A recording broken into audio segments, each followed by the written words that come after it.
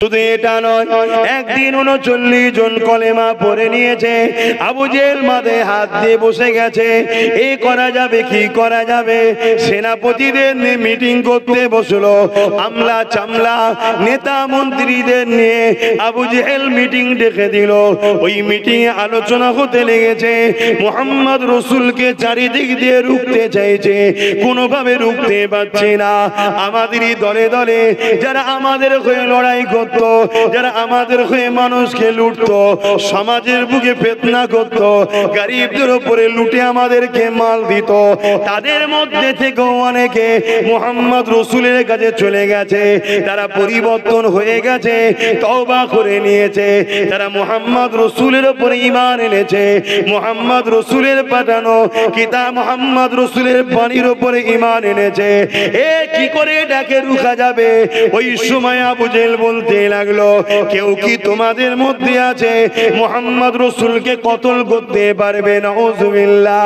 যদি কেউ কতল করতে পারে তাহলে আমি তাকে অনেক উট স্বর্ণ ইটা সিটা দেব। শুনছেন তো? ওই মজলিসে একটা যুবক বসেছিল, 25 বছর বয়স, একদম টকবকে খুন, নাম ওমর। কিন্তু এখন শুধু ওমর আমি আর বলতে পারবো না। কেন? বার ঘাড় কি, আমার বাপ কি, আমার দাদু কি, আমার গোষ্ঠী সবাইকে বলতে হবে এখন হযরতে ওমর ফারুক। জোরে বলুন সুবহানাল্লাহ। কেন? তিনি আমার হুজুরের হয়ে গেছে, তাই সম্মান হয়ে গেছে। তাহলে সম্মান কোন জায়গায়? হুজুরের হলে। না হয় ওমর ফারুকের ক্ষমতা কত? হ্যাঁ বাপেরা, নওজোয়ান তরুণেরা, আল্লাহ নবীদের 1000 বছর আগে যখন দুনিয়া জমিনে এসেছিলেন, ঈসা আলাইহিস সালাম চলে যাবার পর এই পৃথিবীর মানুষগুলোকে কেউ না সত্য ইনসাফ ইনসানিয়াতের কথা, এক কথায় সুরুষ্টার কথা কেউ প্রচার আর করার ছিল না। 100, 200, 300 বছর কেটে যাবার পর পৃথিবীর মানুষগুলো নিজেদের হাতে তৈরি করা নকল নকল খোদা তৈরি করে ফেলল। এই কাল্পনিক বিশ্বাসে বিশ্বাসী হয়ে গেল। সমাজে ক্ষমতাশালীরা তাদের খোদা সেজে বসে গেল। মানুষগুলোকে কৃতদাস দাসী বানিয়ে দিল। জেন্ত নারীগুলোকে পুঁতে দিতে লাগলো। এমনকি রোমের মতো জমিনেতে গরিবদের কোমরে বেল লাগিয়ে বাজারে নিলামে তোলা হতো, কিনা বেচা হতো। এ যুবকেরা, তরুণেরা, বাপেরা, যেমন আমার দেশে এনআরসির নামে ডিটেনশন ক্যাম্প করতে চাইছে, এই ডিটেনশন ক্যাম্পটা মূলত কি? ওই ক্যাম্পে গরিবের ছেলে মেয়েদের ঘরে নিজে বন্দি করা হবে। ওখানেই তারা থাকবে, ওখানেই সংসার হবে, ওখানেই ছেলেপুলি হবে, ওখানেই সংসার জীবন করবে।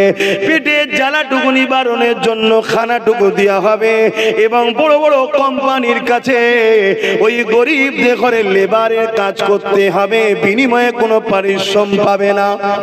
শুনছেন তো নাকি? এসব জাহিলিয়াত যুগে হয়েছে।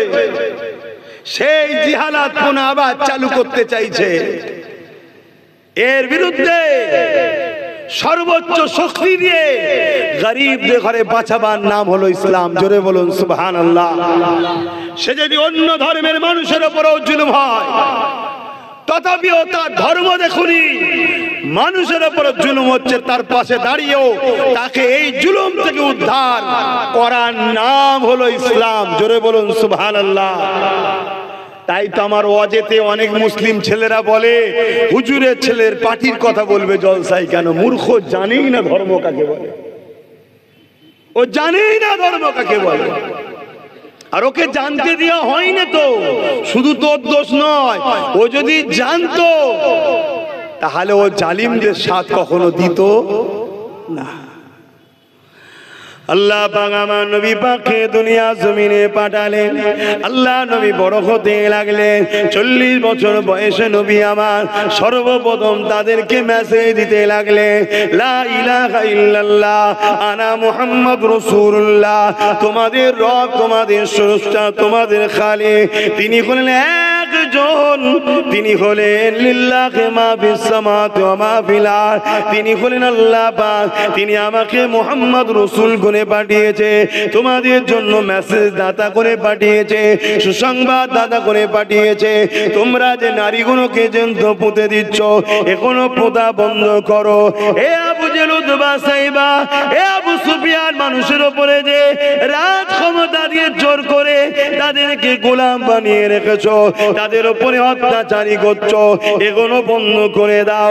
আমার নবী পাক যখনই নাই কথা বললো, সঙ্গে সঙ্গে আবু জেহেল উতবা সাইবা আমার নবী পাককে রুকার জন্য পুরো রাজ পাওয়ার ক্ষমতাকে লাগিয়ে দিল। সে তার গুন্ডা বাহিনী লাগালো, সে তার ক্যাডার বাহিনী লাগালো, সে তার লোককে লাগিয়ে দিল। আমার নবী পাককে বিভিন্ন দিক দিয়ে রুখতে লেগেছে। এমনকি আমার নবী পাক যখন সিজদায় পড়ে যায়, আমার নবী পাকের পিঠের উপরে পচা দুম্বার ভুঁড়িকে পর্যন্ত চাপিয়ে দেয়। আমার নবী পাক মাথা তুলতে পারছে না। এ যুবকেরা খাতুনে জান্নাত, এটা দেখে যখন নামিয়ে দেয়, আমার রাসূলুল্লাহ মাথা তুলতে লেগেছে।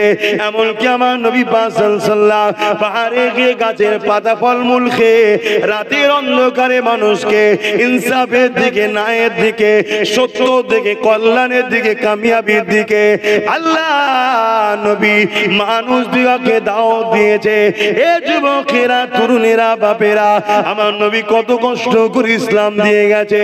সেই ইসলামকে নিয়ে তুমি আমি যদি খেলা করি, ইসলামকে নিয়ে তুমি আমি যদি মসজিদ মাদ্রাসার মধ্যে বেঁধে রেখে দিয়ে বাকি জায়গায় যদি ইসলাম বিরোধী কর্মকাণ্ড করি আর গলা লম্বা করে যদি বলি আমি মুসলমান, মনে রাখবে আল্লাহ পাক সূরা বাকারার মধ্যে জানিয়ে দিয়েছে, তোমরা আমাকে আমার হাবিবকে ছেড়ে যাকে বেশি প্রাধান্য দেবে, আমি আল্লাহ ওই জালিমের হাতেই তোমাদের মিটিয়ে দেব। শুনছেন তো নাকি? আজকে আমরা যে শাস্তিটা পাচ্ছি বা চারিদিক দিয়ে আমাদেরকে যে ঘিরে ফেলেছে, এটা কিন্তু একদিক দিয়ে আমাদের পাওনা। আপনি মানেন চাই না মানেন, হ্যাঁ কোনো ওলামা যদি আমায় বুঝিয়ে দেন যে আপনি ভুল বলছেন, কোরআন সুন্নাহর আলোকে আমি তাকে উস্তাদ বলে সম্মান করব। ওই ফেসবুকে, ইউটিউবে গালিগালাজ করে লাভ নেই। আমি ওপেন চ্যালেঞ্জ দিচ্ছি, আপনি বলছেন ঐক্য হতে হবে, একতা হতে হবে। একতার নামে, ঐক্যের নামে যারা ইসলামের ঘোর দুশ্মন, প্রকাশ্য দুশ্মনের থেকেও বড় দুশ্মন যারা মুনাফিক, তাদের ঘরে নিয়ে হই হই করে কোনোদিন ইসলামকে বাঁচানো যায় না। কথা বুঝছেন না, বোঝেন না?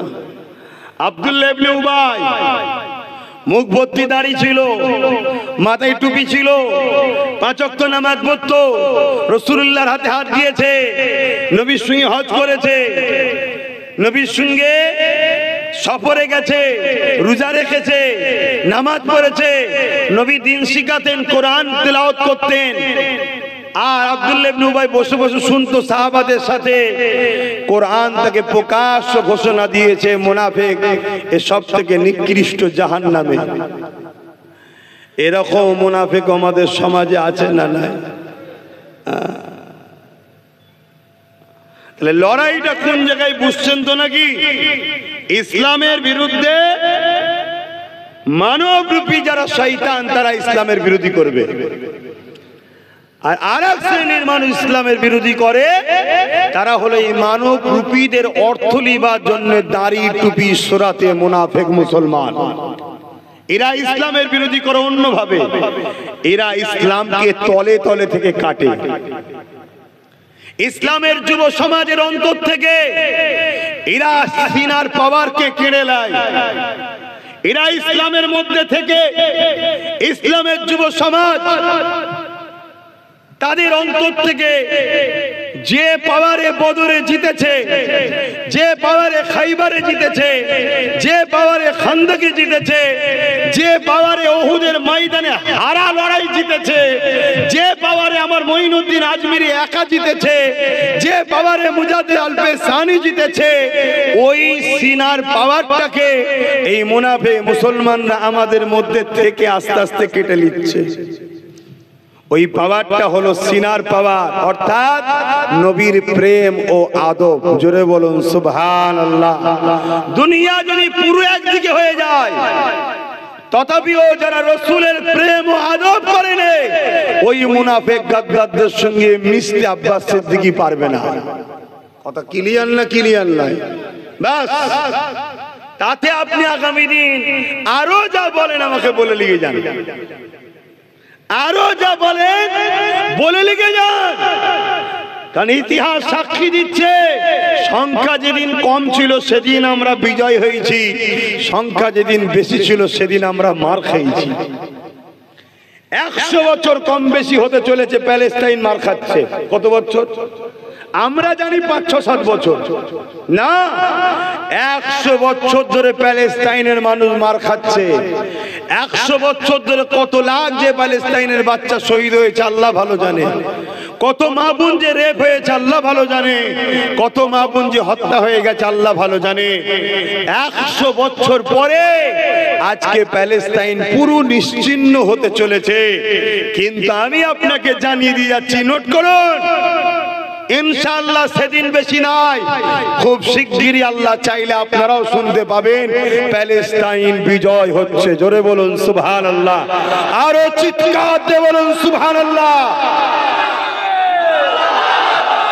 ইতিহাস এটা, আপনাকে ইতিহাস ছেড়ে দিলে হবে না। যেদিন বেশি ছিল সেদিন মার খেয়েছে। কেন মার খেয়েছে একটু বলে দিই, শুনেলেন? হযরত নবী লূত আলাইহিস সালামকে আল্লাহ বলেছিলেন 80,000 লোক মারবো। কত হাজার? তার মধ্যে 40,000 ভালো, 40,000 খারাপ। হযরত নবী লূত আলাইহিস সালাম আল্লাহকে বলছেন, আল্লাহ খারাপ মানুষগুলো অন্যায় করেছে, পাপ করেছে, মার খাবে স্বাভাবিক, ভালো লোকগুলোকে কেন মারবেন আল্লাহ? আল্লাহ বলছেন ভালো লোকগুলো খারাপ লোকের প্রতিবাদ করে না, ওদের সঙ্গে মেশে কেন? মাথায় ঢুকছে কথা? এখন কিন্তু পুরো সলিড হয়ে গেছে, চাপে পড়ে হোক বা আগে থেকে হোক, এখন পুরো সলিড। 313 জন বদর, কথা বুঝছেন না? বোঝেন না? শুধু 313 জন বদর নয়, আর এক 313 জন হয়েছিল মসজিদে আকসাকে উদ্ধার করার জন্য। হযরতে নূহ বিন ইউসা হুজুর তিনি মসজিদে আকসাকে ফতহ করেছিলেন মাত্র 313 জনকে দিয়ে। জোরে বলুন সুবহানাল্লাহ। আমার কথা কি বুঝছেন? তাহলে বিজয় কোন জায়গায়? সংখ্যাতে? বলেন বলুন। বিজয় কি অস্ত্রতে? বিজয় কি মাসুল পাওয়ারে? বিজয় কি ম্যান্ডেট পাওয়ারে? বিজয় কি মানি পাওয়ারে?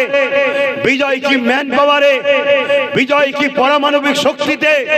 না বন্ধু না, বিজয়ের ফয়সালা জমিনে হয় না, আসমানে হয়।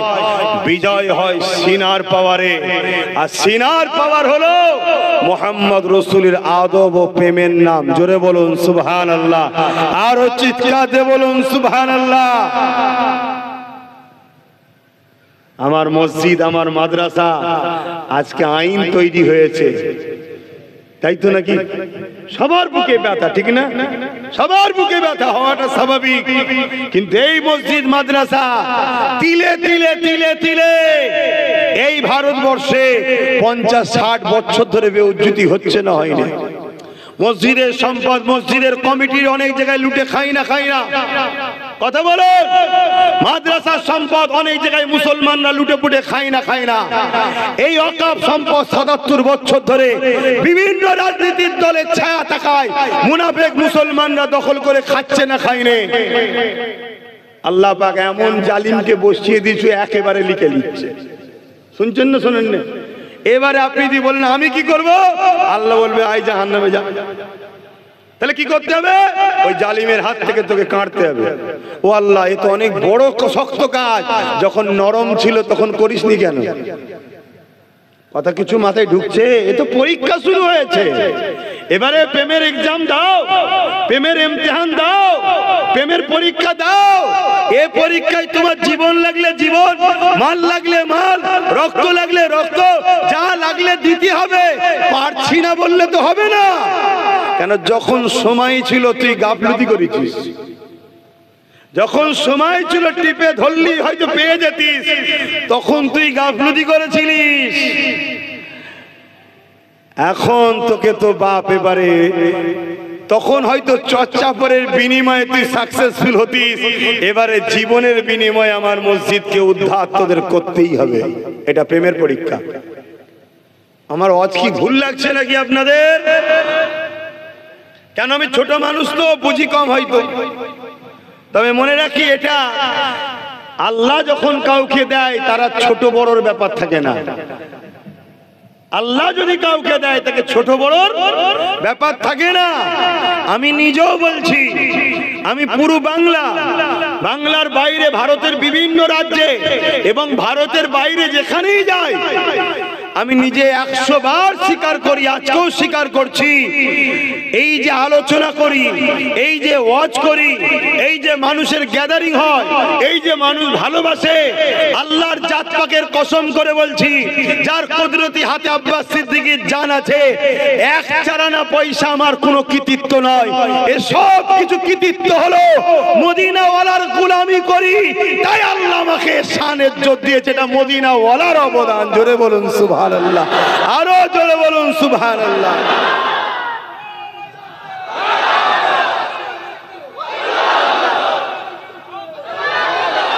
কথা বললে তো খারাপ হয়ে যাব, আমি কথা বললে তো খারাপ হয়ে যাব। আপনি যাচ্ছেন মাদ্রাসা বাঁচাতে, আপনি যাচ্ছেন মাদ্রাসা বাঁচাতে, আর আপনি জানেন এই সমাজের প্রচুর মাদ্রাসা আছে, যে মাদ্রাসা কোন ওয়াশিংটন থেকে সিলেবাস আসছে, ইসলাম বিদ্বেষীদের টাকায় তৈরি হচ্ছে, আর ওই মাদ্রাসায় শিক্ষা দেওয়া হয় মুহাম্মদ রাসূল মরে গেছে, তিনি আমাদের মতো মানুষ ছিল, আর আপনি যাচ্ছেন মাদ্রাসা বাঁচাতে। এই মুনাফিকদের সঙ্গে কি করতে যাচ্ছেন আপনি? এই আমার কথা খারাপ লাগছে, আজকে আমাকে দালাল বলা হচ্ছে, গাল দিতে। কিয়ামত একদিন হবে, বিচার একদিন হবে, সেদিন আব্বাস সিদ্দিকীকে ময়দানে মাশরে দাঁড়াতে হবে। হে মুনাফিক মুসলমান যারা দাবিদার করে মুনাফিকি, তোমাদেরকেও দাঁড়াতে হবে, সেদিন তো বোঝাপড়া হবে। আজ দুনিয়ার ঘোলা জলে হয়তো অনেকেই মাছ ধরে নিচ্ছ, লাও ধরে লাও, আমার ইন্টারেস্টও নাই, কিন্তু তুমি তোমার বিবেককে প্রশ্ন করো, তুমি তোমার বিবেককে প্রশ্ন করো। যারা আল্লাহর ওলিদেরকে গালিগালাজ করে, মাজার ভেঙে দিয়াকে পছন্দ করে, মাজারকে গুড়িয়ে দিয়া পছন্দ করে, হাত্তা কি আমার নবীর সবুজ গম্বুজকে ভেঙে গুড়িয়ে দাও বলে, তাদের সঙ্গে এক হয়ে মাদ্রাসা বাঁচাবো, কবর বাঁচাবো, ঈদগাহ বাঁচাবো, এই নাটকটা যেন কেমন একটা লাগছে না? হ্যাঁ, তাহলে এই যে ব্রিটিশ পিরিয়ড থেকে শুরু করে লাখো লাখো আশিকে রসুল উলামারা যুগ যুগ ধরে যে লড়াই করে আসলো, এই লড়াইটা সব বেকার, এই লড়াই সব বেকার। কোথায় একটা কি জালিম, একটা কি বলেছে, এর জন্য তুমি আল্লাহ ও আল্লাহর রসুলের সাহায্য ছেড়ে দিয়ে তুমি সাহায্য নিচ্ছ কার? যে আল্লাহর বন্ধু নবী মুহাম্মদ রসুলকে ঘৃণা করে, নবীর ভুল আছে বলে, নবী আমাদের মতো মানুষ বলে, নবী মরে গেছে বলে, নবীর উপরে দরুদ চলবে না বলে, নবী শাফাত করতে পারবে না বলে। শুনছো তো নাকি? অসুবিধা হচ্ছে? তাবারুকটা দিতে বলি কেন, এরা অনেক হাঁড়ি রেঁধেছে, শেষকালে মনের দুঃখে কেউ চলে গেলে তাবারুকটা বেশি যাবে। হ্যাঁ, ও যে সারা রাত চলবে, আমার তো আর কিছু কাজ নেই, সংসার, ছেলে বুলে, বিবি বউ বাচ্চা হয়তো কিছু নেই, আমি সারা রাত অজি করে যাই শুধু। কি চিন্তাধারা এদের! বোঝো আমার কম, প্রকাশ্য দুশ্মন যত বড়ই হোক, বিজয় ইসলাম ও ইমানদারিরই হবে। জোরে বলুন সুবহানাল্লাহ। যতই চেষ্টা করো, যতই বলো বাড়ি বাড়ি অস্ত্র রাখো, যতই বাড়ি বাড়ি অস্ত্র বিলাও, যতই তুমি নিরীহ মানুষগুলোকে ভুল বুঝিয়ে গরম করো, বিজয় শুনে রেখে দাও, ইসলাম ও ঈমানদারদেরই হবে। জোরে বলুন সুবহানাল্লাহ।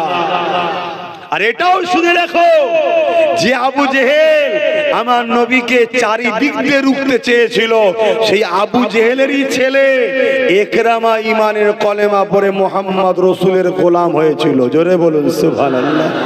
শুধু এটা নয়, একদিন 39 জন কলেমা পড়ে নিয়েছে। আবু জেহেল মাথায় হাত দিয়ে বসে গেছে, এই করা যাবে কি করা যাবে। সেনাপতিদের নিয়ে মিটিং করতে বসলো, আমলা চামলা নেতা মন্ত্রীদের নিয়ে আবু জেহেল মিটিং ডেকে দিল। ওই মিটিং এ আলোচনা হতে লেগেছে, মুহাম্মদ রাসূলকে চারিদিক দিয়ে রুখতে চাইছে, কোনোভাবে রুখতে পারছে না। আমাদেরই দলে দলে যারা আমাদের হয়ে লড়াই করত, যারা আমাদের হয়ে মানুষকে লুটতো, সমাজের বুকে ফিতনা করত, গরিবদের উপরে লুটে আমাদেরকে মাল দিত, তাদের মধ্যে থেকে অনেকে মুহাম্মদ রাসূলের কাছে চলে গেছে। তারা পরিবর্তন হয়ে গেছে, তওবা করে নিয়েছে। তারা মুহাম্মদ রাসূলের উপরে ঈমান এনেছে, মুহাম্মদ রাসূলের পাঠানো কিতাব মুহাম্মদ রাসূলের বাণীর উপরে ঈমান এনেছে। এ কি করে এটাকে রুখা যাবে? ওই সময় আবু জেহেল বলতে লাগলো, কেউ কি তোমাদের মধ্যে আছে মুহাম্মদ রাসূলকে কতল করতে পারবে? নাউযুবিল্লাহ। যদি কেউ কতল করতে পারে তাহলে আমি তাকে অনেক উট স্বর্ণ ইটা সিটা দেব। শুনছেন তো? ওই মজলিসে একটা যুবক বসেছিল, 25 বছর বয়স, একদম টকবকে খুন, নাম ওমর। কিন্তু এখন শুধু ওমর আমি আর বলতে পারবো না। কেন? আমার ঘাড় কি, আমার বাপ কি, আমার দাদু কি, আমার গোষ্ঠী সবাইকে বলতে হবে এখন হযরতে ওমর ফারুক। জোরে বলুন সুবহানাল্লাহ। কেন? তিনি আমার হুজুরের হয়ে গেছে, তাই সম্মান হয়ে গেছে। তাহলে সম্মান কোন জায়গায়? হুজুরের হলে। না হয় ওমর ফারুকের ক্ষমতা কত? হ্যাঁ, পুরো মক্কার লোকের সামনে যদি দাঁড়ায় সব থরথর করে কাঁপে, এত পাওয়ার। কিন্তু সম্মান ছিল না। সামনে হয়তো যে হুজুর বললো পিছনে গাল দিত, আর এখন সামনেও নয় পিছনেও নয়, একটু বেতাল করলি সঙ্গে সঙ্গে ইসলাম থেকে বেরিয়ে কাফের। শুনছেন তো নাকি? হ্যাঁ, কেন? হুজুরের হয়ে গেছে। তাহলে সম্মান হুজুরের হলে হবে। আর সম্মান দিবার মালিককে? আমরা হুজুরের হতে পারিনি বলেই তো জালিমকে বসে বেইজ্জতি করছে। হুজুরের হও, হুজুরের হও। ও কত বড় বড় জালিমকে আল্লাহ ঠান্ডা করে দিয়েছে। পৃথিবীর রাজা ছিল নমরুদ, পৃথিবীর একটা খোঁড়া মশা দিয়ে সাইজ করে দিয়েছে, জানেন তো নাকি? হ্যাঁ, জানেন না? নাকের মধ্যে ঢুকে গিয়ে মাথায় বসে কুড়কুড় করে কামড়াচ্ছে। আর নমরুদ বলেছে চাকরকে খড়ম দিয়ে পেট, খড়ম, জুতো রে বাবা, জুতো দিয়ে মাথায় মারছে। পৃথিবীর রাজা জুতো খেচ্ছে, কিরম সিন বলেন তো? এটা সম্মান না বেইজ্জতি? কেন বেইজ্জতি? পৃথিবীর রাজা হতে পারিস তুই, হুজুরের হতে পারিস না। শুনছেন তো নাকি? এবারে সেই খরমের মার খেতে খেতে খেতে খেতে যত মারে, মশা তো ভেতরে লাড়ালাড়ি করে, তত ভেতরে সমস্যা হয়, কুটকুট করে, সরসর করে। আরে তত বলে মার, আরো জোরে মার, আরো জোরে মার।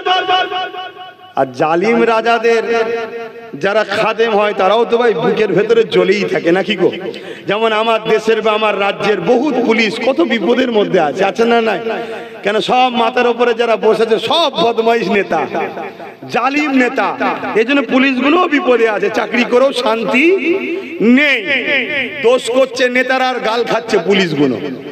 কেন? নেতা তো পিছন দিয়ে হ্যালো তুললিয়াই, এ বেচারি তো তুলতে এসছে, এ ঝাঁটাও খেচ্ছে, জুতোও খেচ্ছে, ইঁটও খেচ্ছে, গালও খেচ্ছে, মাকেও গাল খাওয়াচ্ছে, মেয়েকেও গাল খাওয়াচ্ছে। বুঝছেন না? বোঝেন না? এটা কি পুলিশ? সে তো মানুষ, তার মনে কি দুঃখ হচ্ছে না? হয়নি। সবাই কি খারাপ না রে বাবা? অনেক তো ভালো আছে, যারা উপযুক্ত চাকরি পেয়েছে পড়াশোনা করে, তাদের তো বিবেকে রাখছে, কিন্তু কিছু করার নেই। শাসক সব জালিম হয়ে গেছে, কি করা যাবে, চল নাই চাকরি চল যাবে, আর না আমাকে আবার কোন কেসে জড়িয়ে জেলে ভরে দেবে কোনো ঠিক আছে, সেও জ্বালার মধ্যে আছে। তো যা ওই খাদেমও তো জ্বালার মধ্যে ছিল। এরকম নমরুদ যখন বলছে আরো জোরে মার, আরো জোরে মার, আরো জোরে মার, ও সুযোগ পেয়ে গেছে, জান খুলে মারছে, দুম করে মারতে মারতে কাঠের বাড়ি খেতে খেতে মাথা ফেটে গেছে, মাথা ফেটে গেছে। ফেটে যেতেই ফিচকিরিদের রক্তও যেমন বেরিয়েছে, আর এক কোনা দিয়ে ওই খোঁড়া আল্লাহ সৈন্য চলে গেছে। পৃথিবীর রাজা শেষ। তুই তো ছোটখাটো চুনোপুটি, চিন্তা করার কিছু নেই। যদি হুজুরের হতে পারো, সম্মান আল্লাহ তোমার বাড়িয়ে দেবে। জোরে বলুন সুবহানাল্লাহ। তাহলে আমি কি বলবো, হযরতে ওমর ফারুক রাদিয়াল্লাহু তাআলা। কিন্তু তখন তিনি ছিলেন শুধু ওমর, কিন্তু ও কথা আমি বলতে পারবো না, ওইভাবে ডাকতে পারবো না। হযরত ওমর ফারুক তখন 25 বছরের যুবক, উঠে দাঁড়িয়ে বললে, আবু জেহেল তুমি যা দেবে বলছো, ওয়াদা করছো, মুহাম্মদ সাল্লাল্লাহু আলাইহি সাল্লামকে কতল করলে, এটা কি তুমি দেবে না টোপ দিচ্ছ?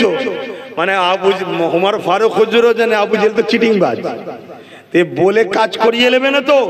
যেমন এখন আমাদের মধ্যে সব অনেকের ঘুম ভেঙেছে, আমাদের অনেকের ঘুম ভেঙেছে যে এর কথার বিশ্বাস করা যাবে না, এ চিটিংবাজ। আগে অনেক কিছু বলেছিল, একটা কিচ্ছু করেনি। শুনছেন না শোনেননি? এজন্য কেউ শুনছে না, আন্দোলন করেই যাচ্ছে। বুঝতে পারছেন না, পারেন না, চিটিংবাজ বুঝতে পারছেন না? হাই দেখেন, মানুষ বুঝছে না, বোঝে না, হ্যাঁ কি না বলো, যে আগে যা বলেছিল সব ঢপ মেরেছে। অতএব চিটিংবাজের ওপর আর ভরসা, অতএব যত যাই বলো আন্দোলন করতে হবে, আন্দোলন ছাড়া উপায় না আন্দোলন করতে। তবে হ্যাঁ আমি বলবো, সংবিধান বিরোধী নয়, গণতন্ত্র বিরোধী নয়, অন্য ধর্মের মানুষের ক্ষতি করে নয়। কেন আমাদের লড়াই কালা কানুন যে করেছে, তারও কালা কানুনকে রুকাত লড়াই, ঠিক না বেটি? তাহলে অন্য ধর্মের ভাইরা তাদের বিরুদ্ধে যেন আমাদের আন্দোলন না হয়ে যায়। লোক চাইবে জড়িয়ে দিবা, এটা মুনাফিক, এটা মুনাফিক। কেন? ভোট দিয়েছে যেখানে 40টা মুসলমান এ কালা কানুনের বিরুদ্ধে, আর 192টা অমুসলিম ভাইরা কালা কানুনের বিরুদ্ধে ভোট দিয়েছে। 192টা অমুসলিম ভাই এ বিলকে চায় না, লোকসভাতে বিরোধী ভোট দিয়েছে, এই বিল বাতিল করো। তাহলে অমুসলিমরা আমাদের সাথে আছে না নাই? 192 মানে কি? এক একটা এমপি মানে যত কমই হোক 15 কোটি, গড়ে গড়ে 15 লাখ, গড়ে 15 লাখ। আর অমুসলিম ভাইয়েরা যেখান থেকে জিতেছে, স্বাভাবিক অমুসলিম ভাইয়েরা সংখ্যা গুরু, সেখানে বেশি সংখ্যা। তাহলে আমি 10 লাখ করে ধরছি, তাহলে 192 ইন্টু 10 লাখ, 10 কোটি, প্রায় 18-19 কোটি শুধু ভোটার এক কথাতে আসছে। আরো কত মানুষ আছে, ঠিক না বেঠিক গো? তাহলে খবরদার, এটা যেন অন্যদিকে না চলে যায়, এটা মাথায় রাখবেন। মনে থাকবে তো নাকি? আন্দোলন করতে হবে, আন্দোলন করা দরকার, কিন্তু যেভাবে সংবিধান রাইট দিয়েছে ওইভাবে। তো যা হযরত ওমর ফারুক উঠে জিজ্ঞেস করলো, তুমি যা ওয়াদা করছো দেবে তো? আবু জেহেল বলল, হ্যাঁ আমি আমার ওয়াদাতে পাকা রয়েছি। মুহাম্মদকে যদি তুমি কতল করতে পারো, তাহলে তোমাকে পুরস্কার কোনো দেওয়া হবে। হযরত ওমর ফারুক বলে উঠলো, আমি রাজি আছি। আবু জেহেল বড় খুশি হয়ে গেল, কেন এটা ওমরই পারবে, অন্য কেউ পারবে না। এ যুবকের অনেক বড় কথা। ওমর ফারুক তরোয়াল নিয়ে বেরিয়ে পড়ল। তরোয়াল নিয়ামের মধ্যে রাখেনে, তরোয়ালকে বাইরে বার করে ফেলেছে। ওই তরোয়াল নিয়ে আগে আগে যেতে লেগেছে ঘোড়ার পিঠে। এ যুবকেরা যাবার সময় বলে যাচ্ছে, এ আবু জেহেল 39 জন কলেমা পড়েছে, মুহাম্মদ রসুলের দিকে গেছে, 40 আর হতে দেব না। কেননা কাল সকাল হবে, সূর্য উঠবে। উঠবে, মুহাম্মদ রাসূল আর উঠবে না। এই সময়ে ফেরেশতারা আলোচনা করতে লেগেছে কি হবে কি হবে, কেন উমর বড় ক্ষমতাশালী, 39 জন হয়েছে, 40 আর হতে দেবে না বলেছে। আমার আল্লাহ আওয়াজ দিয়ে দিলে, হে আমার ফেরেশতারা চিন্তা করো না, উমরকে যেতে দাও যেতে দাও। ও বলছে 40 হতে দেব না, আমি আল্লাহ উমরকে কলেমা পড়িয়ে 40 নম্বর বানিয়ে দেব। আরো জোরে বলুন সুবহানাল্লাহ। আল্লাহু আকবার। যিনি নিয়ত করেছে 40 হতে দেবো না, তিনাকে 40 নম্বর বানিয়েছে, তিনি হলেন আল্লাহ। যারা চাইছে ইসলামকে মিটাবো, হতে পারে সে বা তার পরিবার থেকেই ইসলামের মুজাহিদ আল্লাহ বার করে দিতে পারে। জোরে বলুন সুবহানাল্লাহ। ইতিহাসে এরকম প্রমাণ আছে না নাই? চিঙ্গিস খান কন্টাক্ট নিয়েছিল, ইসলামকে মুছে দেবো, বাগদাদের জমিনে হামলা করেছিল, বাগদাদের মাদ্রাসাগুলো আগুন ধরিয়ে দিয়েছিল, লাইব্রেরি গুলোতে আগুন ধরিয়ে দিয়ে কিতাবগুলো পুড়িয়ে দিয়েছিল। কিন্তু এই চিঙ্গিস খানের বংশেরই একটা আওলাদকে আল্লাহ ইসলামের আলো দিল, পৃথিবীর জুড়ে আবার তার মেসেজ ইসলাম ছুটতে লাগলো। জোরে বলুন সুবহানাল্লাহ। আর প্রমাণ নেবে আমার ভারতবর্ষে সর্বপ্রথম যে ব্যক্তিটা বাবরি মসজিদে আঘাত করেছিল, সেই ব্যক্তিটাকে আল্লাহ ইসলামের আলোয় আলোকিত করলো, 100টা মসজিদ বানিয়ে নিল। জোরে বলুন সুবহানাল্লাহ। পরবর্তীতে সে বলছে যে আমরা খুব অন্ধকারের মধ্যে ছিলাম, আমাদেরকে উস্কানো হয়েছিল মুসলমান বিরুদ্ধে, আমাদেরকে বলা হয়েছিল মসজিদে আমাদের অমুসলিমদের বিরুদ্ধে ট্রেনিং দেওয়া হয়, আমাদেরকে বলা হয়েছিল মুসলমানদের মেন্টালিটি হলো অমুসলিমদেরকে শেষ করে দেবে। কিন্তু আমি পরবর্তীতে যখন আমি বাবরিতে প্রথম আঘাত করলাম, আমার মধ্যে একটা কেমন যেন কষ্ট, কোন জায়গায় শান্তি পাচ্ছি না। আমি তখন ইসলাম সম্বন্ধে রিসার্চ করতে শুরু করলাম, জানতে শুরু করলাম। আমার মনের মধ্যে ভাব আসলো, হ্যাঁ ওই আঘাতের পর থেকেই আমার এটা হয়েছে। আস্তে আস্তে প্রফেট মুহাম্মদ রাসূলের জীবনী দেখলাম, জীবনী দেখতে দেখতে কখন আমার চোখ দিয়ে পানি বেরিয়ে গেল। হাই রে, এই মানুষটাকে আমি খারাপ বলি, হাই রে ইনাকে আমি গালি দিই, হাই রে ইনার বিরোধী আমি করি, ইনার মতো তো মানুষই হতে পারে না। আজ আমার আল্লাহ আমার উপরে ইহসান করেছে, আমি ইসলামের আলোয় আলোকিত হয়েছি। জোরে বলুন সুবহানাল্লাহ। আরো চিৎকার দিয়ে বলুন সুবহানাল্লাহ। তাই যেমন করে আমাদের মধ্যে একটা অশান্তি লাগিয়ে দিবার চেষ্টা করছে, কারণ কি? যাতে করে আমরা একে অপরে না বন্ধুত্ব করি, না মিশি, না উঠা বসা করতে পারি, ইসলামের আলো চতুর্দিকে না ছড়িয়ে যায়। কথা কিছু মাথায় ঢুকছে তো নাকি? এভাবে যুগে যুগে যুগে ইসলামের বিরুদ্ধে নানান ষড়যন্ত্র হয়েছে। তবে মনে রাখবেন, প্রকাশ্য দুশমন যত শক্তিশালী হোক না কেন, তাদের বিরুদ্ধে বিজয় পাওয়াটা বড় সহজ। কিন্তু ছদ্মবেশী মুনাফিক যদি ভেতরে ঢুকে থাকে, তাহলে বড় ক্ষতি হয়ে যাবে। যেমন ক্ষতিটা উহুদের ময়দানে হয়েছিল। মুখ ভর্তি দাড়ি, মাথায় টুপি, নামাজ রোজা, দাড়ি টুপি সব নিয়ে আব্দুল্লাহ ইবনে উবাই 300 লোক নিয়ে আমার নবীর সঙ্গে উহুদের ময়দানে লড়াই করতে গেল। ঠিক লড়াইয়ের সময় চলে এসেছে, জালিমরা হামলা করে দিয়েছে। ঠিক এমনই সময়তে আব্দুল্লাহ ইবনে উবাই তার নেতৃত্বে 300 সৈন্য নিয়ে সে সেখান থেকে সরে গেল। নবী যে যুদ্ধের নকশাটা তৈরি করেছিল, নবী যে উহুদের ময়দানের পয়েন্টগুলো তৈরি করেছিল, ওই পয়েন্টগুলো সব এলোমেলো হয়ে গেল। এই জন্য আমার নবী সাহাবাদের উপরে ওই যুদ্ধটা বড় কঠিন হয়ে দাঁড়িয়েছিল। এ যুবকেরা, তাই নবী পাক জানিয়ে দিলে, কেউ যদি লড়াইয়ের ময়দানে না যায়, আল্লাহ তাকে কিয়ামতের দিনে ধরবে, আর তওবা যদি করে মাফও করে দেবে। কিন্তু কেউ যদি হকের জন্য লড়াইয়ের ময়দানে গিয়ে ওই ময়দান থেকে যদি ফিরে চলে আসে, আমার আল্লাহ পাক তার তওবাকেও কবুল করবে না। কারণ 100 জন ধরে ধরুন যাচ্ছি, 40 জন যদি ফিরে চলে আসে, বাকি 60 জনের মনের মধ্যে দুর্বল হয়ে যাবে। আর প্রথম থেকেই যদি 60 জন যায়, তারা প্রস্তুতটা নিয়ে যাবে, তাদের মনের স্পিরিটটা সেরকমই থাকবে। এই যে ধোঁকা দিয়া, এই ধোঁকাকারীকে আল্লাহ নবী বলছে তওবা আল্লাহ মাফ করবে না। এই আমাদের সমাজে অনেক মুনাফিক লুকিয়ে রয়েছে, যারা আজকে আমাদের সঙ্গে উঠা বসা করছে। ঠিক সময় দেখবেন এরা আমাদিওকে লক্ষ লক্ষ কোটি কোটি টাকাতে কোন জালিম শাসকের কাছে, বেঈমান শাসকের কাছে এরা আবার বিক্রি করে দেবে আমাদের ঘরে। এই বিক্রি করছে না, করে না? একটু হাকি না বলবেন। আমি এই কথাটা সত্য বললাম না মিথ্যা বললাম? কারা বলছেন সত্য একটু হাত তুলে দেখান। আমার বলা ভুল হয়েছে, হাত লম্বা করে তোলেন। আমি ভুল বলছি? বিগত দিন এইভাবে বিক্রি করেছে না, করে না? তাহলে বাপ আব্বাস সিদ্দিকীকে একটু বুঝে বুঝে পা ফেলতে হবে।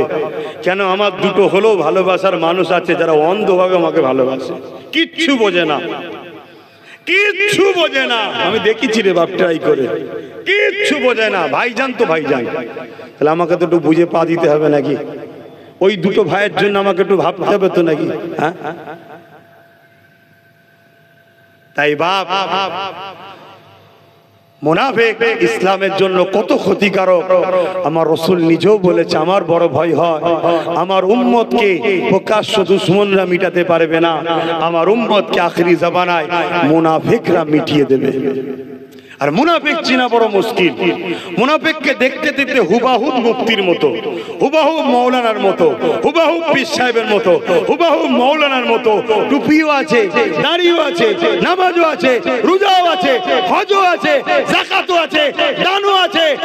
সুবহানাল্লাহ, আলহামদুলিল্লাহ, আসসালামু আলাইকুম, ওয়া আলাইকুম সালাম, কথাই কথা আস্তাগফিরুল্লাহ, সুবহানাল্লাহ। দেখলে মনে হবে ফেরেশতা নেমেছে। শুনছেন তো নাকি? তাহলে মুনাফিক চিনবেন কি করে? চিনার উপায় বলে যাচ্ছি।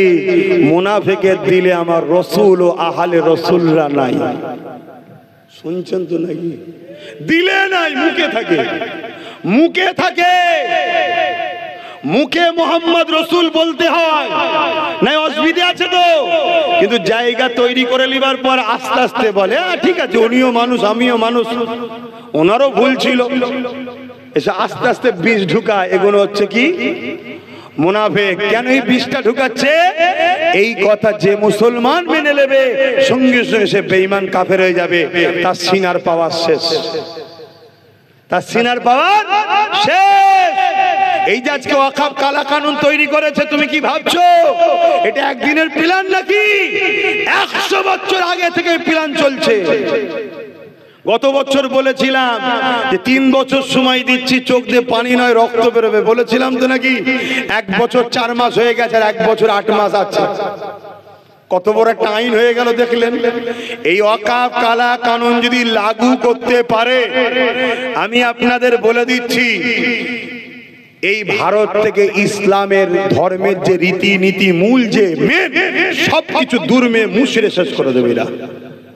অতএব 20 কোটি যদি মুসলমান থাকি, 10 কোটি জান যদি লাগে তাও দিয়ে হলো এই আইনকে বন্ধ করতে হবে। কিছু বুঝতে পারছেন তো নাকি? কিন্তু আমি যেটা দেখছি সেটা হলো এটাই। আমরা তো একদিন ছিলাম চুলোতে, চুলো বোঝেন? এই কড়াতে। কোথায় ছিলাম? কড়া বোঝেন তো নাকি? কড়া বোঝেন না? চুলোর উপরে যেটা থাকে। কিন্তু আমি তো দেখছি 20 কোটি চলে গেলেও সমাধান হবে বলে মনে হচ্ছে না। কেন? চুলোই কড়াতে ছিলাম, এখন সব ধরে এবার চুলোই ঢুকাবার জন্য সব নেমেছে। খারাপ হয়ে গেলাম তো নাকি? হ্যাঁ, জাতিকে বাঁচাতে গিয়ে তো খারাপ হতেই হবে, এ তো স্বাভাবিক রে বাবা। দিদি বলেন কেন এরকম কথা বলছেন? হ্যাঁ বাবা, আমরা 5 জন রয়েছি, ওর মধ্যে একজন আছে আমাদের দুশ্মনদের লোক, 4 জন মিলে আর একজন আছে আমাদের সাথে, কে?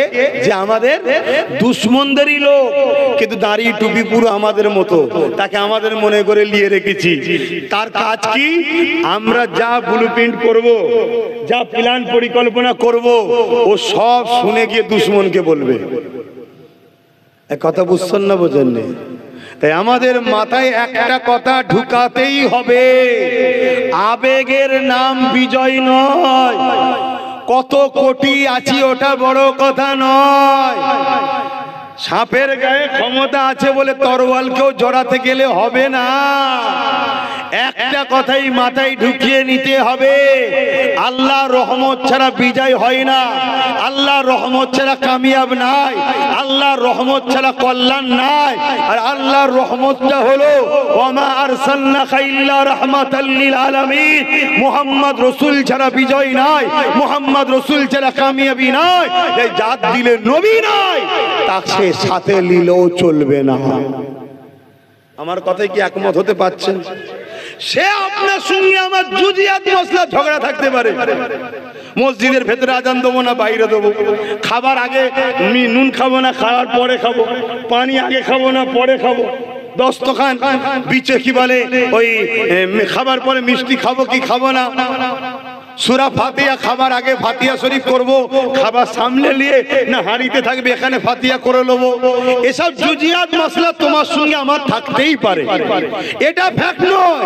জুজিয়াত মাসলা ঝগড়াটা ফ্যাক্ট নয়। কথা মাথায় ঢুকছে তো নাকি?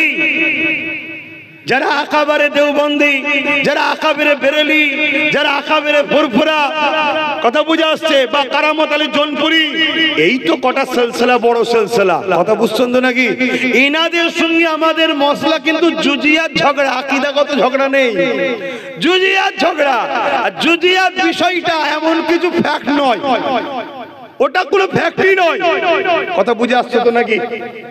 কে নাভির নিচে হাত বাঁধে, কেউ উপরে হাত বাঁধে, এটা কোনো ফ্যাক্ট নয়। কেউ আমিন আসতে বলে, কেউ জোরে বলে, এটা কোনো ঝগড়া নয়। তোমার ইমাম যেটা বলে তুমি করছো, আমার ইমাম যেটা বলে আমি করছি। ঝগড়াটা হলো আমার নবীকে যারা ছোট করে ও আহলে রাসূলদের সমালোচনা করে। এ সমাজে বহুত মুসলমান আছে যারা এজিদের গুণ গায়, হোসাইনকে আসামি বলে। আমি কি ভুল বলছি? একটু আওয়াজ দাও, ভুল বলছি? তারা 0.5% নয় এই সমাজে, এ সমাজে তারা আজকে 0.5% নয়, আটার মধ্যে নুন দিয়া পরিমাণও নয়। অথচ তাদেরকে নিয়ে হুড়োহুড়ি করে আগামী দিন নবী প্রেমিকের গলায় আর গোস্তাকে রসুলের হাত একসাথে জড়িয়ে দিবার পরিকল্পনা। এর পিছনে আমারও মনে হচ্ছে ইহুদি খ্রিস্টান ইসলামের দুশ্মনদের ষড়যন্ত্র আছে। কি গো, আমার কথায় বেজার হচ্ছে না আপনারা? আমার মনে হচ্ছে বেজার হচ্ছে না। আমি অজ করবো না। আমি যখন খারাপ আমি ঘরেই থাকি, তোমরা ভালো গুণ সব ভালো লে থাকো। আসেন, আমি সংক্ষেপ করছি, সালাম দেবো, দোয়া করে দেবো। আপনাদেরকে জোর করে লাভ নেই, কেন তাবারুক রয়েছে। রেডি তো তাবারুক? হ্যাঁ, তাবারুক রয়েছে, আপনাদের ঘরে দিয়ে দিই। আমি আল্লাহর জাত পাকের কসম করে বলছি, পুরো দাদা হুজুরের ভক্ত মুরিদ, পুরো বাংলার মুসলমান যদি আমাকে বাদ দিয়ে দেয়, আমি আপনাদের থেকে সরে যেতে রাজি আছি, কিন্তু আমার হুজুরের দুশ্মনের সঙ্গে মিশতে আমি রাজি নয়। তাতে আপনারা আমাকে যা খুশি বলে লিখে যান, যা খুশি বলবে যান, আমার দেখার দরকার নেই। আমার আল্লাহ তিনি আমার জন্য যথেষ্ট। হাসবুনাল্লাহু ওয়া নি'মাল ওয়াকিল, নি'মাল মাওলা ওয়া নি'মান নাসির। আসুন আমরা সকলে একটু সালাত ও সালাম পড়ব। ইয়া নবী সালাম।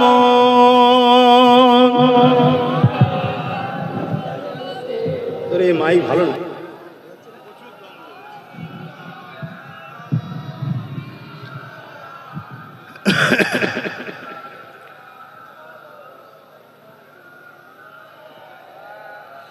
এই যে সালাম দাঁড়িয়ে দিয়া বসে দেওয়া, এটা নিয়ে কিন্তু আমাদের কোনো ঝগড়া নয়, খুব মাথায় ঢুকাবে। যদি কেউ বসে দেয়, কখনো আমরা তাদেরকে কি ছোট বড় কিছু বলেছি? এক কথা বলুন। আমার দাদা হুজুর আমাদেরকে শিখিয়েছে, বাবা কেউ যদি বসে সালাম দেয় তার সঙ্গে ঝগড়া করবে না বাবা, এটা প্রেম আদবের ব্যাপার। আমি দাঁড়িয়ে দিই, তোমরা দাঁড়িয়ে দেবে। তাহলে কেউ যদি বসে দেয় তাদের বিরুদ্ধে কিন্তু আমরা কোনো ফতোয়া বলুন দিই না। তাহলে এটা নিয়ে আমাদের ঝগড়া নয়। ঝগড়াটা কোথায়? আমরা যখন দাঁড়িয়ে দিই একদল লোক আমাদেরকে বিরুদ্ধে ফতোয়া দেয়, এটা হলো ঝগড়া। কেন ভাই তুই আমার বিরুদ্ধে ফতোয়া দিলি? আমি তো নবীর প্রেমে আদবে দাঁড়িয়েছি, তুই ফতোয়া দিলি কেন ভাই? তাহলে ঝগড়াটা কোথায় বুঝতে পারছেন? এবার আপনাদের মাথায় যেতে পারে ভাই ওই ঝগড়াগুলো পরে করলে হয় না, এখন সবাই মিলে একটু অকাপ বাঁচালে হয় না? আপনি বাঁচাতে পারবেন তো বাঁচান না। আমার ক্ষমতা নাই, আমার ক্ষমতা নাই। আমার ক্ষমতা একটাই, আমার হুজুর যদি আমাদের সাথে থাকে আল্লাহ অবশ্যই সাহায্য করবে, হুজুরের খাতিরে বাঁচবে। এটা হলো আমার আকীদা। কথা মাথায় ঢুকলো? হ্যাঁ। কেন আমরা দেখেছি হযরতে সালাউদ্দিন আইবি মাত্র 12,000 সৈন্য নিয়ে সেলিবিয়া সৈন্যদের বিরুদ্ধে লড়াই করে, অর্থাৎ সেলিবিয়া সৈন্যরা মসজিদে আকসাকে দখল করেছিল। সালাউদ্দিন আইবি হুজুর 12,000 সৈন্য নিয়ে মসজিদে আকসাকে উদ্ধার করতে গেছে। যেমন আমার দেশের কেন্দ্রের জালিম সরকার আইন তৈরি করে মসজিদের জায়গাগুলোকে দখল করে প্রমোটিং করে বড় বড় কর্পোরেটদের বিক্রি করতে চাইছে। এ বিজনেস, দেশ বিক্রি করে কলজে ভরে দেয়। চীন আমার দেশের বড় জায়গা দখল করে নিয়েছে, এর কলজে ঠান্ডা কোনো হয়নি, তার বিরুদ্ধে কোনো মুভমেন্ট নেই, সেখানে কোনো লড়াই নেই। চলো চীনের সঙ্গে লড়াই করতে হবে। তোমার তখন 56 ইঞ্চি সিনা, 6 ইঞ্চিও থাকছে না। কথা বুঝছেন না? বোঝেন না? আরে তুমি যদি নাওই পারো, তুমি একবার এলান করে দেখোই না, দেশের জন্য মুসলিম ইমানদার ওলামাদের ঘরে বলো না যে তোমাদেরকে সম্পূর্ণ পাওয়ার দিচ্ছি, চীন যতটুকু জায়গা নিয়েছে একটু উদ্ধার করে দাও। আল্লাহর জাত পাকের কসম করে বলছি, হযরত আব্দুল আজিজ মুহাদ্দিস দেহলভী যখন আওয়াজ দিয়েছিলেন হে ওলামারা রাস্তায় নামো, ব্রিটিশ তাড়াতেই হবে, ব্রিটিশ থরথর করে কেঁপে গিয়েছিল। জোরে বলুন সুবহানাল্লাহ। আমরা সেই ইমানদারের বাবার এটাই, সেদিকে কোনো গুরুত্ব নাই, সেদিকে কোনো খেয়াল নাই।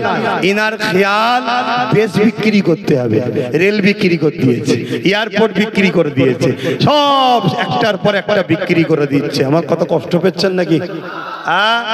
দেশে আগে গরিব ছিল 50 কোটি, ইনার দয়াতে ইনি যতদিন এসেছে 14 থেকে এখন দেশের গরিব হচ্ছে কম বেশি 100 কোটি গরিব হয়ে গেছে। শুনছেন তো নাকি? তাহলে কত ভালো কাজ করছে বুঝতে পারছেন না? আচ্ছা দেশে কি 100 কোটি মুসলমান আছে? কত আছে? 20, খুব জোর 20 কোটি আছে। আরে তাদের হিসাব 20 কোটি আছে, তাহলে বাকি 80 কোটি গরিবটা কারা? এই যে 50 টাকা করে গ্যাসের দাম বেড়িয়ে দিল, এটা কি শুধু মুসলমানদের জন্য? এই যে 2 টাকা করে তেলের দাম বাড়লো মুসলমানদের জন্য, 13% তেলের কি বলে ওষুধের দাম বাড়লো মুসলমানের জন্য, পুরো দেশবাসীকে নষ্ট ভণ্ড করে ফেলছে। এবারে দেশবাসী যদি ঠান্ডা থাকে এগুলো তো বুঝবে, তাই সব সময় ধর্ম ধর্ম লাগিয়ে দাও। এরা মারপিট করুক, এরা নিজেরা মারপিট করুক, আর আমি ওই সুযোগে দেশটাকে পুরো বিক্রি করে দিয়ে আস্তে আস্তে পালাই। এমনি তো বলেছে मैं फकीर आदमी हो झूला लेके भाग जाएंगे, বলা অভ্যাসই আছে। আমার তোমার কি হবে? কথা শুনছেন না শোনেন না? তো সেই জায়গাতে বাপ ভাইরা এভাবে তখন তারা আজকে এই কি বলে ওয়াকাফ বিলের বিরুদ্ধে আজকে হাত তুলেছে, তাই তো নাকি? মূল লক্ষ্য কি? ভালো ভালো প্রপার্টি গুলোকে বড় বড় কোম্পানির হাতে বিক্রি করে দেবো, দিয়ে ওটাও বিক্রি করে টাকালে চলে যাবো। হয়তো আমার অন্য ধর্মের ভাইরা ভাবতে পারে যে আমাদেরটা লিখছে না। আপনারা জানেন কি জানি না, আপনারাও শুনে রাখেন, বলবেন। দুঃখ তো আমার এই জায়গায়, আন্দোলন তো অনেক হচ্ছে, এইসব কথাগুলো কেউ বলছে না। 2023-এ আদিবাসী ভাইদের জল জঙ্গলের সম্পদ বিক্রি হয়ে যাচ্ছে। এই সরকারি আইন পাস করে আদিবাসীদের জায়গা নিয়েছে 2023-এ। শুনে রেখে দাও, জল জঙ্গলকে কেটে পুরো পরিষ্কার করে জীব জন্তু গাছপালা কেটে অক্সিজেনের সমস্যা হবে আগামী দিন। অক্সিজেন পাবেন কোথা? এই তো হায়দ্রাবাদে 400 একর জমি, মানে 1200 বিঘে গাছ কেটে জীব জন্তু কেটে সেখানে বড় বড় কোম্পানির হাতে জায়গা চলে যাচ্ছে। তাহলে 2025-এ মুসলমানদের ওয়াকাফ এরপরে আসছে শিখ ভাইদের নেবে, তাদেরও আমাদের মতো সম্পদ আছে। খ্রিস্টানদের নেবে, তাদেরও আছে। শুনে রেখে দেন, সব থেকে বেশি যে সম্পদটা আছে হিন্দু ভাইদের দেওবত্ত সম্পদ। ইসলামী ভাষায় ওয়াকাফ, সংস্কৃতি ভাষায় হিন্দু ভাইদের দেওবত্ত সম্পদ, ওটা তাদের সম্পদ। তাদের ধর্মের মানুষেরা দিয়ে গেছে, ওয়াকাফ আমার ধর্মের মানুষরা দিয়ে গেছে। সব ভাইয়ের যখন ঝাড়া হয়ে যাবে, আমার হিন্দু ভাই আপনাদেরটা নেবে। কেন সরকার কিচ্ছু বোঝে না, একটা জিনিসই বোঝে, পুঁজিপতিদেরকে খুশি করো, তাদের আমি গুরু হয়ে থাকি। কথা মাথায় ঢুকছে তো নাকি? যদি এ সরকার গরিবদের কথাই বুঝতো, তাহলে ডোনাল্ড ট্রাম্প যখন আহমেদাবাদ স্টেডিয়াম উদ্বোধন করতে এসেছিল, রাস্তার দুদিকে চট দিয়ে ঘিরে দিয়েছিল। কেন? রাস্তার দুদিকে অমুসলিম গরিবদের সব বস্তি ছিল। ডোনাল্ড ট্রাম্প যেন দেখতে না পেয়ে যায়, ঘৃণা লাগছে, ঘৃণা।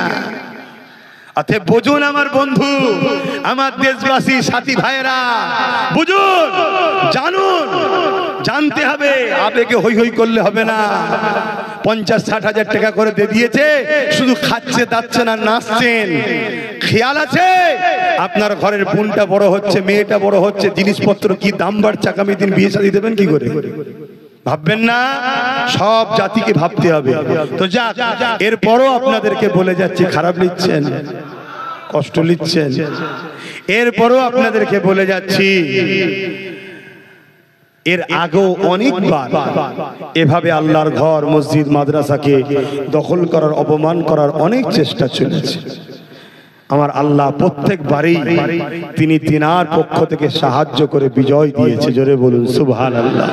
কিন্তু আমি আবার বলে যাচ্ছি, ইমাম গাজ্জালি হুজুরকে মানেন আপনারা? নাম শুনেছেন? কারা কারা শুনেছেন একটু হাত তুলে দেখাবেন। ইমাম গাজ্জালি, সবাই তো কম বেশি হাত তুলছে। যা, অত বড় আলেম, অত বড় অলি, অত বড় ইমাম, অত বড় আল্লাহর প্রেমিক পৃথিবীতে আছে কি সন্দেহ আছে আজকের দিনে? একবার মুসা নবীর সঙ্গে দেখা করতে এসেছিলেন, 3 সময় আবার দুনিয়া এসেছেন, আবার আমার নবীর উম্মত হয়ে। কথা বুঝতে পারছেন কত বড় পাওয়ারফুল?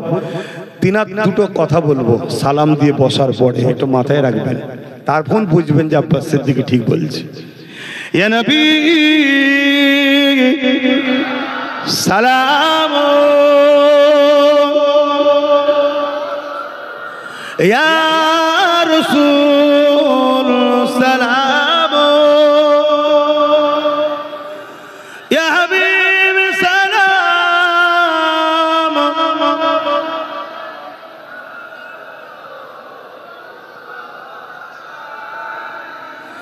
কঠিন হাসরের দিনে কি আছে মোদের কপালে, গুনাহগার উম্মাত আপনার লইবেন সঙ্গে মাহশরে। নবী সালাম, ইয়া রাসূল সালাম।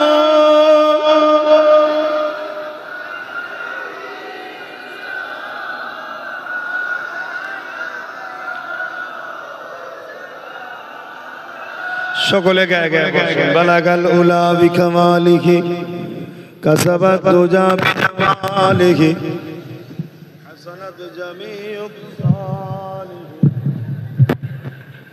লো আলাইহি ওয়া আলিহি। আল্লাহুম্মা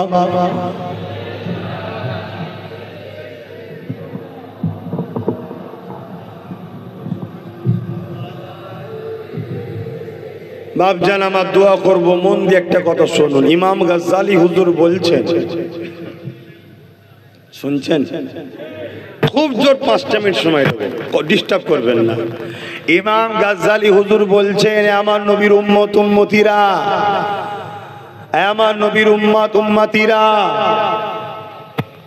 যদি বালা মুসিবত বিপদ আপদের সম্মুখীন হয়ে যাও, মনে রাখবে এই বিপদ বালা আসার কারণ হলো তোমাদের অন্তর থেকে নবীর প্রেম ও আদব কমে গেছে, তাই আল্লাহ তোমাদের উপরে নারাজ হয়ে জালিম পাঠিয়েছে, বালা পাঠিয়েছে। বুঝতে পারছেন তো নাকি? বলুন, কেন্দ্রে যে বসে আছে বালা নয়, বড় বালা। তাই আমি ভুল বলছি নাকি? এর কারণটা কি? ইমাম গাজ্জালি হুজুর বলছেন তোমাদের অন্তর থেকে আল্লাহ ও রসুলের মহব্বত কমেছে না কমেনি? খেয়াল করে দেখবেন, আমার কথা পেয়ে যাবে। ইমাম গাজ্জালি হুজুর আরো বলছেন, যখন সমাজের মানুষ আমার নবীকে ওপেন বিয়াদবি করবে, ছোট বড় কথা বলবে, আর নবীর উম্মত দাবিদাররা যদি খামোশ হয়ে থাকে, তার উপযুক্ত যদি বিচার না করতে পারে, আমি ইমাম গাজ্জালি বলে যাচ্ছি, মনে রাখবে ওই উম্মতের বেটি, মেয়েরা, মায়েরা, স্ত্রীরা বাজারে নিলামে বিক্রি হবে। আপনি ভাবেন কি করে হতে পারে? আমরা কখনো করব? কে বলেছেন আপনারা করবেন? আপনাদেরকে কতল করে বাজারে বিক্রি করা হবে। শুনছেন না শোনেন না? তাহলে আব্বাস সিদ্দিকী কত কড়া জায়গায় দাঁড়িয়ে আছে, বুঝতে পারছেন? এজন্যই বলেছিলাম চেয়ারের একটা পায়া দরকার। কেন? কেউ কিছু লড়াই করতে গেলে রাজ ক্ষমতা দ্বারাই প্রতিরোধ করা সম্ভব। তো যাক, আমি সংক্ষেপ করব। এর আগে চাইছি, এই ওয়াকফ কালা কানুন বাতিল করা কি সম্ভব? কথা বলুন, সম্ভব আছে না নাই? সম্ভবের প্রসেসিংটা কি? সম্ভবের প্রসেসিং কি বলবেন তো? আমার ক্ষুদ্র জ্ঞানে তিনটে বুদ্ধি আছে প্রসেসিং, একটু বলবো। কারা কারা শুনতে চান একটু হাত তুলে দেখাবেন, হাত নামান। নাম্বার 1, মন দিয়ে শুনবেন। নাম্বার 1, মাথা গরম করলে হবে না। রক্তের জোর দেখাচ্ছ, রক্তের। অনেকে ভাবছে দিদি তো আমাদের সাথে আছে। দিদি আছে মুর্শিদাবাদে 80% মুসলমান। দিদির পুলিশ আর আধা সামরিক বাহিনী নামে চপ্পলওয়ালা কারা জানি না বাড়ি বাড়ি ঢুকে সাইজ করে ফেলছে। শুনছেন না শোনেন না? হ্যাঁ, ভুল যদি বলি, দিদির হাতে তো পাওয়ার আছে, তুলে যেতে পার না। তোদের সঙ্গে তো ভালো খাতির আছে, বল। শুনছেন তো নাকি? একদম ধব্বাস ছাড়া দ্বিতীয় কিচ্ছু নয়।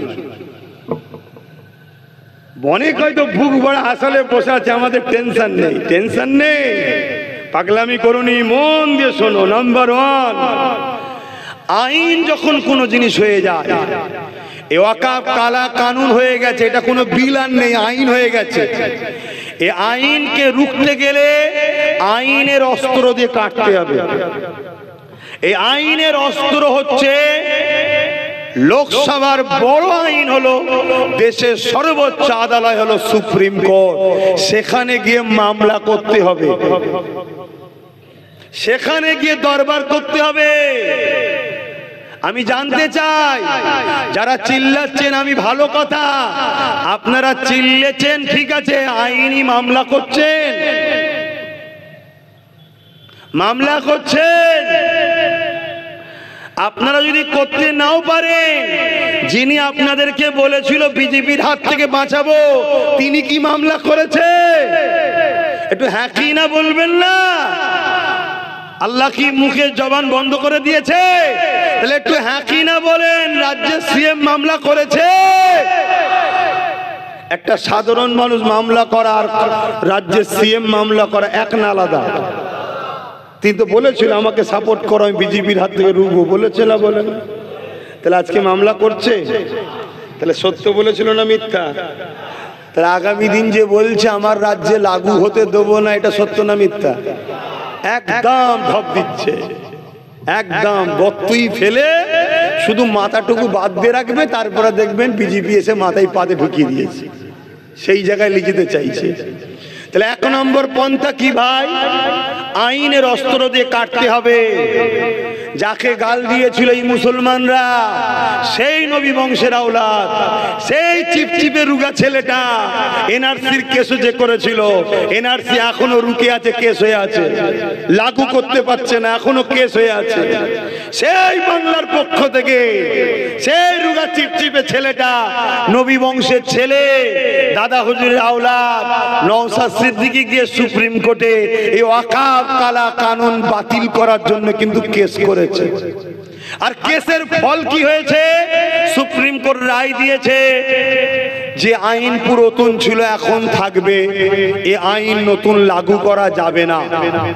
প্রত্যেকটা অঙ্গ রাজ্যের কাছ থেকে তথ্য চেয়েছে, আপনাদের মতামত কি বলুন। প্রত্যেকটা অঙ্গের রাজ্যের ওয়াকফ যারা দায়িত্বে আছে তাদের মত চেয়েছে, আপনাদের পরামর্শ কি বলুন। এখন বলুন, আমার রাজ্য যদি সত্যি না চায় তাহলে এনারও তো পরামর্শ দিতে হবে যে না আমরা চাই না। তা চাই না যখন সুপ্রিম কোর্টকে জানাতে হবে, তো জানাবার পন্থা হলো কেস। 8টা রাজ্য যেমন কেস করেছে যে আমরা চাই না, কিছু মাথায় ঢুকছে। আর যারা চায় তারা কেস করবে না। তা বেশিরভাগ লোক যদি বলে কেস করবো না, বেশিরভাগ রাজ্য সিএমরা, তাহলে সুপ্রিম কোর্ট কি ভাববে? তাহলে এতে কোনো উপকার আছে তাই চাইছে। কথা বুঝছেন না, বোঝেন না? তাহলে একটা হলো আইনের অস্ত্র দিয়ে কাটতে হবে। আচ্ছা একটুখানি ভাবাচ্ছি, ভাবুন তো, যদি আরো গোটা 40 থাকতো তাহলে আরো 40টা কেস বাড়তো না কমতো? তাহলে আপনারা বলুন, আব্বাস সিদ্দিকী কিছু ভুল করেছিল? একটু হ্যাঁ কি না বলেন, শুনো শান্তি। আচ্ছা বলুন তো, রাজ্যে যিনি সিএম আছে তিনি যদি সিএম হতো, কিন্তু যে কুর্সিটাই বসে আছে ওই কুর্সির পায়া যদি 3টে তার থাকতো আর একটা আমাদের থাকতো, তাহলে কেস করতো না? করতো না? না করলে কি বলতাম, ওঠেন পায়াটা খুলে নেবো, খুললেই সরকার পড়ে যেত। তাহলে কেস করতে ছুটতো না? ছুটতো না? তাহলে চাপে রাখার জন্য একটা পায়া দরকার আছে না? না, মাথায় ঢুকছে? ঢুকছে? হ্যাঁ ঢুকছে এবার না? কিন্তু আগে কি হবে আল্লাহ জানে, কারণ এখন 1 বছর বাকি আছে, তো তার আগে আরো কত কি আইন করে ফেলবে কে জানে। কথা বুঝলেন? আমি তো বলেছিলাম একটা দিন আসবে হয়তো আমি, তোরা দিতে চাইবি, আমি আর লোবো না।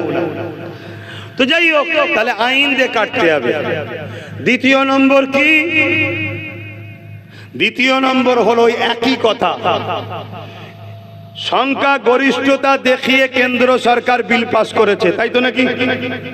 তাহলে আমাদের ঘরেও যত সেকুলার দল আছে সব দলকে আহ্বান করতে হবে, সব দলকে আহ্বান করে সেকুলার দলেদেরকে নিয়ে মুসলিম উলামাদেরকে আগিয়ে এসে তাদের সঙ্গে ঐক্যবদ্ধ হয়ে পার্টনারে, তাদেরকে সাপোর্ট করে নয়, ভাগিদারি পার্টনারে আমাদেরকেও রাজ ক্ষমতা তৈরি করতে হবে।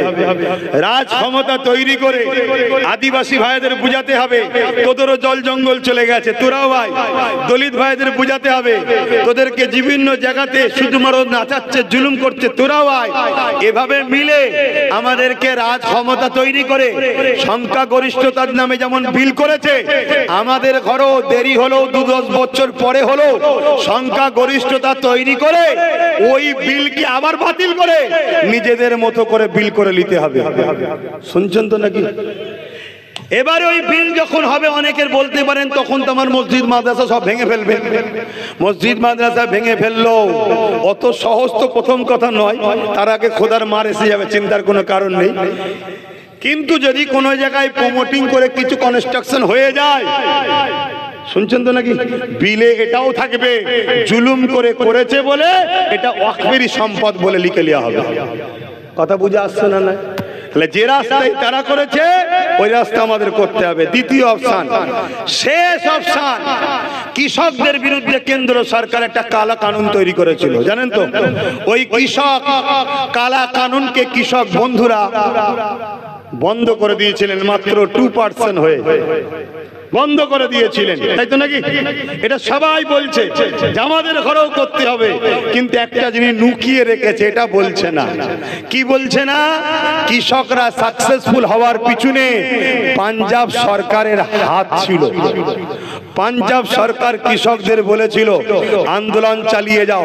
6 মাস 7 মাস 8 মাস বছর আন্দোলন চালিয়েছে। তাদের থাকা খাওয়া তেল গাড়ি ভাড়া সব দিয়েছে। এমনকি কেউ যদি মারা যায় পাঞ্জাব সরকার বলেছে তাদেরকে অর্থ দেবো। তাই তারা গেনার হয়েছিল, কারণ রাজশক্তির মোকাবেলায় আরাজ রাজশক্তি পিছনে ছিল। শুনছেন তো নাকি? তাহলে আমাদের তো উচিত রাজ্যের সিএম কে বলা যে আপনি পাঞ্জাব সরকারের মতো আমাদের সাথ দেন। এ বলা দরকার ছিল না? উনি সাথ তো দিয়েছেন কি দিচ্ছে না আপনারা বুঝুন। কিন্তু আমি এটা দেখতে পাচ্ছি ওয়াকাব আন্দোলন মুর্শিদাবাদে করলো। মুর্শিদাবাদের মধ্যে পুলিশ গাড়ি ঢুকিয়ে উড়ো ফায়ার করিয়ে নিরীহ মুসলমানগুলোকে কি অমানবিকভাবে অত্যাচার করে কেস কামারি দিয়ে উভয় ধর্মের মানুষের ঘর বাড়ি ভেঙে মন্দির ভেঙে মসজিদ ভেঙে মহল একটা খারাপ করে দিল, যাতে আন্দোলন আর করতে না পারে। শুনছেন? ঠিক তেমনই এই বাংলাতে যারা শাসকের গুণ গাইবে তারা আন্দোলন করছে, কোনো সমস্যা নেই। যখনই ভাঙড় থেকে লাখো মানুষ বেরিয়ে এসছে, বাসন্তী জীবনতলা ক্যানিং ওই দিক থেকে যখন আসছে, তাদেরকে রাস্তায় আটকে রাজ্য সরকারের পুলিশের ইউনিফর্মে চপ্পল পরা গুন্ডার ব্যবহার করে নিরীহ মানুষগুলোকে মেরে হাজার হাজার হাজার ছেলের নামে মিথ্যা কেস দিয়েছে, যাতে করে আন্দোলন সংগঠিত না হয়। এখন আমার ভয় হচ্ছে এই আন্দোলন বাংলায় করতে দিচ্ছে না কেন? কেন বললো দিল্লি যে আন্দোলন করো? এটা বুঝতে হবে না? হবে না? আমার তো মনে হচ্ছে সেটিং এর ব্যাপার। ওপর থেকে হয়তো কেউ বলেছে, সেটা মোদি হতে পারে, অমিত শাহ হতে পারে, বা নাগপুর থেকে হতে পারে, বলেছে এই সিবিআই পাঠায়নি বলে জানো ভুলে যায়নি আন্দোলন বন্ধ কর। শুনছেন তো নাকি? তাহলে বলুন এই জায়গায় আন্দোলন কি বন্ধ করে দেবেন? কেসের ভয়ে আন্দোলন বন্ধ করে দেবেন? পুলিশের নির্মম অত্যাচারের ভয়ে, পুলিশের ড্রেসে গুন্ডাদের জুলুমের ভয়ে আপনারা কি আন্দোলন বন্ধ করে দেবেন? কেন? পুলিশ বুট পরে ভাই, চপ্পল পরে পিটছে। আধা সামরিক বাহিনী বুট পরে চপ্পল পরে পিটছে। কি ব্যাপার এগুলো? এগুলো কারা? শুনছেন না শোনেন না? তাহলে আন্দোলন কি বন্ধ হয়ে যাবে? আন্দোলন আরো হবে, তবে সংবিধানকে মান্যতা দিয়ে, গণতন্ত্রকে মান্যতা দিয়ে। সংবিধান বিরোধী আইন তৈরি হয়েছে, সংবিধানকে বাঁচাবার জন্য আন্দোলন। সর্বধর্মের মানুষ সংগঠিত করুন, সবাইকে বুঝান, বুঝিয়ে সবাই মিলে আন্দোলন করুন। নিরীহ মানুষের কোনো অসুবিধে না করে আন্দোলন করুন। কথা শুনছেন? এ সমাজে আন্দোলন হচ্ছে, প্রত্যেকটা আন্দোলনকে আব্বাস সিদ্দিকীর সাপোর্ট আছে, রয়েছে, আগামী দিন থাকবে। শুধু দুটো আন্দোলনকে আমার সাপোর্ট নয়, ওপেন বলে যাচ্ছি। শুনছেন তো নাকি? নাই আমাকে জড়াবার তো অনেক রকম পরিকল্পনা চলছে না। দুটো আন্দোলনকে আমার সাপোর্ট নয়। নাম্বার 1, যে আন্দোলনের নামে দেশের সম্পদ লুট হবে, দেশের সম্পদের ক্ষতি হবে, সংবিধান বিরোধী হবে, গণতন্ত্র দেশে অন্য ধর্মের মানুষের অসুবিধে হবে, সমাজ বিরোধী ভাবে কাজ হবে, ওই আন্দোলনকে আমার সাপোর্ট নাই। দ্বিতীয় কোন আন্দোলন সাপোর্ট নাই? যে আন্দোলনের আলোচনাতে রাজ্য সরকারকে কেস করার জন্য চাপ দেওয়া হচ্ছে না, যে আন্দোলনের মিটিং এতে কেন 3টে এমপি ভোট দিল না জিজ্ঞাসা করা হচ্ছে না, যে আন্দোলনের মিটিং এ এমএলএ এমপি রাজ্য সরকারের গিয়ে কেস করো, রাজ্যে নিন্দা বিল পাস করে বিধানসভাতে এই আইনের বিরুদ্ধে আইন তৈরি করে বিল পাস করো, এই আলোচনা যে মিটিং এ হচ্ছে না, ওই মিটিং কে আমার সাপোর্ট নাই। আপনারা কি অখুশি? অখুশি কেন? কেন অখুশি হবে? আপনারা কি জানেন এ তথ্য? জানেন? বলুন, কেন্দ্রে যে বিল করছে তার মধ্যে একটা অপশন রেখেছে, ওই অপশনটা হলো এই ওয়াকাফ কমিটির মধ্যে অমুসলিমদেরকে ঢুকানো হবে। শুনছেন? এটা কেন লেগিয়েছে? এটাকে দেখিয়ে অমুসলিম ভাইদের সঙ্গে মুসলমানদের একটা ডিভাইড তৈরি করবে। কিরকম? যেই বলবে অমুসলিমকে রাখা হবে, আমরা মুসলমান কি বলবো, ভাই অমুসলিমকে রাখা যাবে না। তখন কেন্দ্র সরকার বলবে, দেখেছিস তোরা এদেরকে ভাই বলিস, এরা তোদেরকে রাখছে না। শুনছেন তো নাকি? কিন্তু আপনারা জানেন না, দেওবন্দ সম্পত্তিতে তাদের রিজলিউশন করা আছে, কোন অহিন্দু মানে হিন্দু যে নয় সে ওই বোর্ডে থাকতে পারবে না, তাদের রিজলিউশন করা আছে। শুনছেন তো নাকি? খ্রিস্টানদের রিজলিউশন আছে, খ্রিস্টানই শুধু থাকবে, অন্য ধর্মের লোক থাকতে পারবে না। পাঞ্জাবিদের রিজলিউশন আছে, তারাই থাকবে, অন্য ধর্মের লোক থাকতে পারবে না। পুরীতে যে মন্দির আছে ওই মন্দিরের রিজলিউশন আছে, হিন্দু ছাড়া অন্য কেউ থাকতে পারবে না। কি বলে তিরুপতি মন্দির, কেদারনাথ মন্দির, আমার হিন্দু ভাইদের বিশ্বাস সেটা, তাদের রিজলিউশন করা আছে। কি বলে অন্য কোন ধর্মের লোক তাতে থাকতে পারবে না, শুধুমাত্র হিন্দু থাকবে। আমি জানি তারা ঠিকই করছে, তাদের ধর্মীয় বিশ্বাস তাদের থাকবে, ঠিক না বেটি? ঠিক তেমনি ওয়াকাফেরও রিজলিউশন করা আছে, মুসলমানই শুধু থাকবে, অমুসলিম থাকতে। জোরে বলুন। তাহলে কেন্দ্র সরকার এই যে অমুসলিমকে ঢুকাতে চাইছে, এটা নাই করছে না অন্যায় করছে? তাহলে এর বিরুদ্ধে কথা বলতে হবে না, হবে না? শোনো, অন্যায়ের বিরুদ্ধে যদি কথা না বলে, হাত দিয়ে নাই, মুখ দিয়ে নাই, অন্তর থেকে ঘৃণা যদি না করে, তার মধ্যে ঈমান, আমার নবী বলছে ঈমান নাই। তাহলে কেন্দ্র সরকার যেটা করতে চাইছে নাই না অন্যায়? অমুসলিমকে ঢুকাতে চাইছে, অন্যায় তো। তাহলে এর বিরুদ্ধে করতে হবে না, হবে না? জোরে বলে। সে যেই হোক, ওয়াকাফের ভেতরে অমুসলিম ঢুকালে তার বিরোধী করার দরকার আছে না নাই? যদি বিরোধী না করে, রাসূলের হাদিস অনুযায়ী অন্যায় যে বিরোধী করবে না তার মধ্যে ঈমান থাকবে না। কথা শুনছেন তো নাকি? তাহলে যেই এই অন্যায় করবে তার বিরোধীর দরকার আছে না নাই? হাত তুলে আল্লাহকে সাক্ষী দিয়ে বলেন, বিরোধীর দরকার আছে না নাই? দিল থেকে বলছেন না মুখ থেকে? দিল থেকে না মুখ থেকে? হাত না বান। তাহলে অমুসলিম যে ঢুকাবে তার বিরোধী করতে হবে, তাই তো নাকি? 2025-এ কেন্দ্র সরকার আইন করছে অমুসলিম ঢুকাবে, তাই তো নাকি? এটা হ্যাঁ কিনা সারা দেন। তাহলে 2024-এ রাজ্য সরকার পশ্চিম বাংলার ওয়াকাফ বোর্ডে দুজন হিন্দুকে ঢুকিয়েছে, এর প্রতিবাদটা কে করবে বলুন? আর কথা নেই কেন? কথা বলেন, ঈমান চলে যাবে। কথা সারা দেন। এর প্রতিবাদের দরকার আছে না নাই? দরকার আছে না নাই? হাত তুলে আল্লাহকে সাক্ষী দিয়ে বলুন, দরকার আছে না নাই? দরকার আছে না নাই? দরকার আছে না নাই? তাহলে বিজেপির থেকে 1 বছর আগে রাজ্য সরকার অমুসলিমকে ঢুকিয়ে দিয়েছে ওয়াকাফ বোর্ডে। এই শুনছেন? কিন্তু আপনারা জানেন না কেন? আপনাদের ঘরে মোল্লা মৌলী সাহেবরা বলেনি কেন? রাজ্যের মোল্লা মৌলী সাহেবের বড় অংশকে দিদি কিনে রেখেছে। আমার বিষয়ে বলবি না, যা বলবি শুধু বিজেপির বিরুদ্ধে বলবি, আর মোল্লারা যাতে ভয় আমার কোলে থাকে। শুনছেন তো নাকি? ওসব নওসাদ টওসাদ চলবে না, শুধু আমার কোলে রাখবি। শুনছেন? মাথায় ঢুকছে? তাহলে আব্বাস সিদ্দিকী ওর বিরোধী যেমন করছে, এ যে অন্যায় করেছে এর বিরুদ্ধে বলবে না? এজন্যে বাপ আমার সবার সঙ্গে মতের মিল হচ্ছে না, তাই আমি সবার সাথে নাই।